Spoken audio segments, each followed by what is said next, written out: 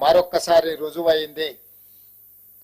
ఆనాడు 2004 సంవత్సరంలో శ్రీమతి సోనియా గాంధీ గారు ఉమ్మడి రాష్ట్రంలో ఉన్న కరీంనగర్ జిల్లా కేంద్రంలో ఎన్నికల ప్రచారంలో భాగంగా 4 కోట్ల తెలంగాణ ప్రజలకు వారు మాట ఇచ్చిండ్రు. ఈ ప్రాంత ప్రజల యొక్క 60 సంవత్సరాల ఆకాంక్ష నాకు తెలుసు, తప్పకుండా అది నెరవేరుతుంది అని.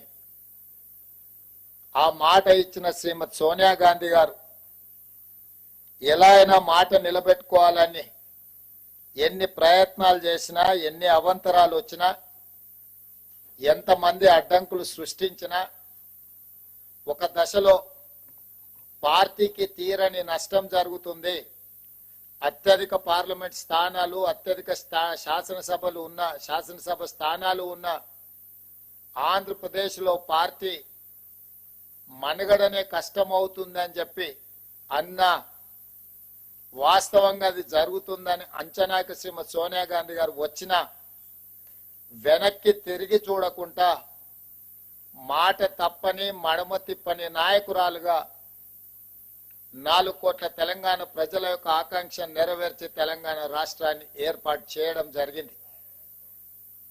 అంత గొప్ప నాయకురాలు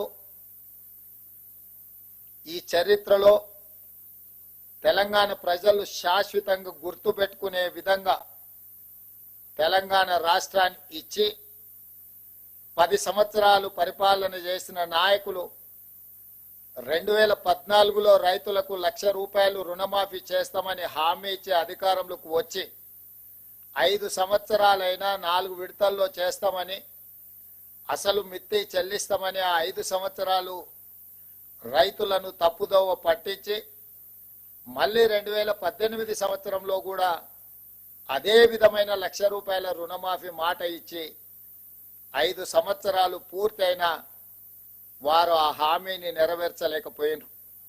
ఇది సందర్భం కాకపోయినా లక్షలాది తెలంగాణ రైతాంగానికి గుర్తు చేయవలసిన బాధ్యత ఈ రాష్ట్ర ముఖ్యమంత్రిగా నా మీద ఉన్నది. మొదటి 5 సంవత్సరాలలో